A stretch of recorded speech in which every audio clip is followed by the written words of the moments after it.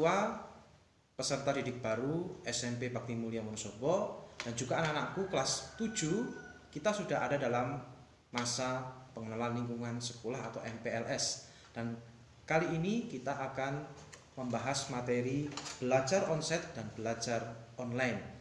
Dan kali ini kita kedatangan dua narasumber.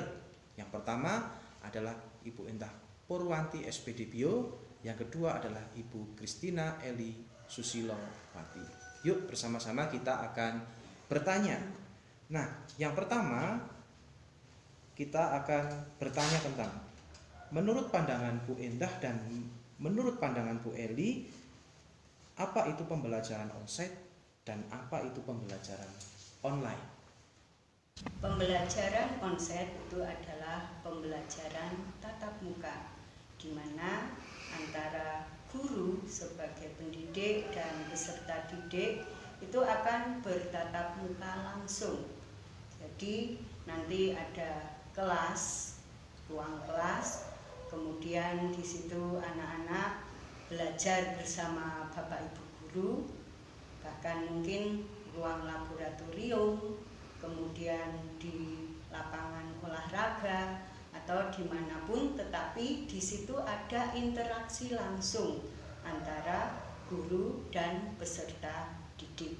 Jadi ada jadwalnya, kemudian ada pembelajaran yang disampaikan, kemudian waktunya juga ada batas ketika ada pergantian antara waktu mata pelajaran, jam pertama, jam kedua, dan seterusnya, itu ada di dalam pembelajaran onsite. Sedangkan belajar online itu adalah suatu sistem yang bisa memfasilitasi siswa untuk belajar lebih luas, lebih banyak, lebih bervariasi, sehingga kalian bisa belajar dalam ruang yang tidak terbatas dan waktu yang tentunya tidak terbatas pula. Demikian Adi kalau pembelajaran online. Baik, itu tadi pandangan tentang pembelajaran onsite dan pembelajaran online. Nah, kita akan bertanya ke pertanyaan kedua. Menurut Bu Endah ini ya, bagaimana suasana dan alat belajar pembelajaran onsite yang pernah Ibu terapkan?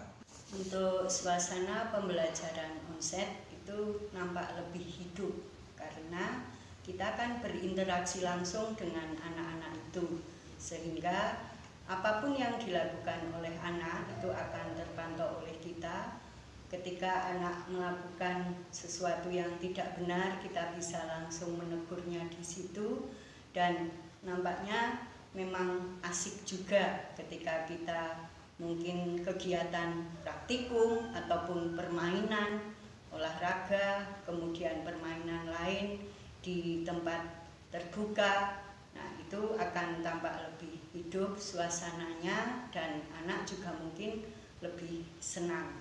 Kemudian untuk alat-alat yang dipakai, nah ketika di laboratorium, nah di situ sudah tersedia semua alat yang dipakai untuk melakukan praktikum, sehingga anak mudah untuk mengenalnya, menggunakannya untuk kegiatan praktek.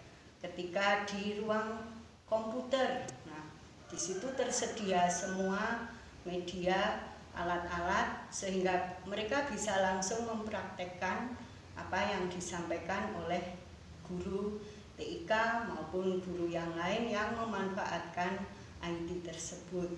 Kemudian ketika olahraga, nah alat-alat olahraga mereka kan tidak hanya melihat gambar saja, tapi mereka menggunakan alat itu.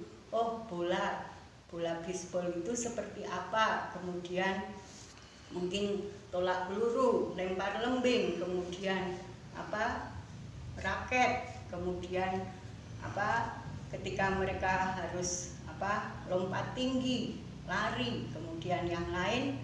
Nah, itu semuanya nampak sehingga mereka mengalaminya dan mereka akan mengingat itu.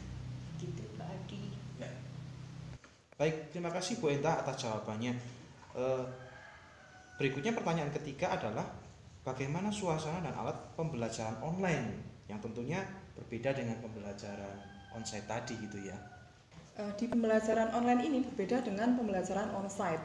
Di pembelajaran online ini secara tempat belajar anak bisa menentukan sendiri, mau sambil rebahan, mau sambil duduk, beda. Tapi disarankan tidak sambil rebahan ya. Kita membaca secara, walaupun online pun kita harus diusahakan sambil duduk. Lalu koneksi internet, itu dibutuhkan koneksi internet yang stabil. Orang tua di rumah juga harus menyiapkan atau memfasilitasi koneksi internet yang bagus untuk putra-putrinya supaya nanti pembelajaran juga dapat berjalan dengan lebih nyaman. Lalu di sini juga dukungan orang tua, mungkin ketika anak belajar online itu juga butuh pendampingan supaya performa anak dalam belajar juga pasti lebih baik. Itu mungkin Pak Adi.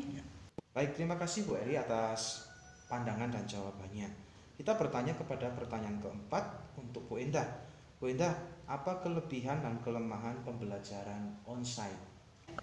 Kalau kelemahan pelajaran onsite memang karena dibatasi oleh waktu belajar yang terbatas karena jam-jam yang disediakan itu, sehingga mungkin kadang ada materi-materi tertentu yang tidak bisa semuanya tersampaikan, ataupun tugas-tugas yang harus anak lakukan itu tetapi bisa diperkecil atau dikurangi ketika mereka mungkin harus melakukannya di rumah. Kemudian mereka bolehlah memanfaatkan IT browsing untuk melengkapi kekurangan yang mungkin ada di dalam pembelajaran onsite.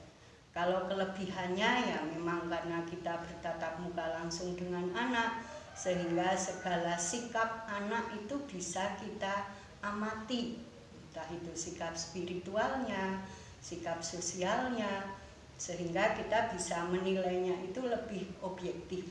Kemudian dalam penilaian pun karena kita bisa melihat langsung anak-anak saat proses pembelajaran sampai ke jenjang penilaian, itu akan lebih memudahkan kita untuk menilai mereka. Kemudian juga hasilnya itu akan lebih tampak sekali dengan perkembangan anak dari awal mereka masuk ke kelas 7 sampai mereka kelas 9. Kalau pembelajaran onsite itu kita bisa mengamatinya dengan langsung dan lebih mudah.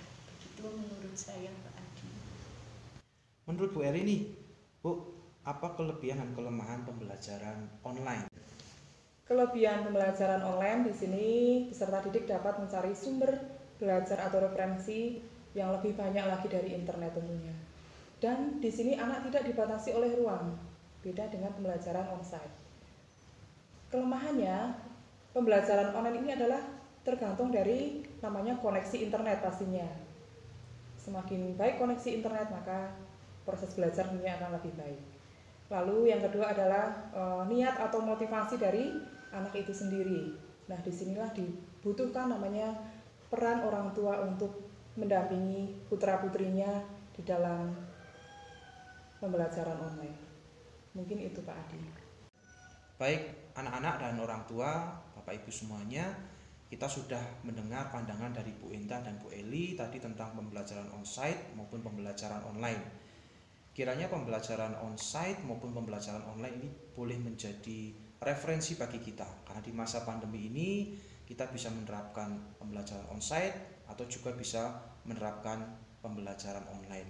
Namun apapun itu, kita diberi tugas bersama-sama untuk bergandengan tangan untuk mendidik anak didik kita supaya mereka boleh meraih kesuksesan. Salam sukses untuk kita semuanya dari kami SMP Bakti Mulia Wonosobo.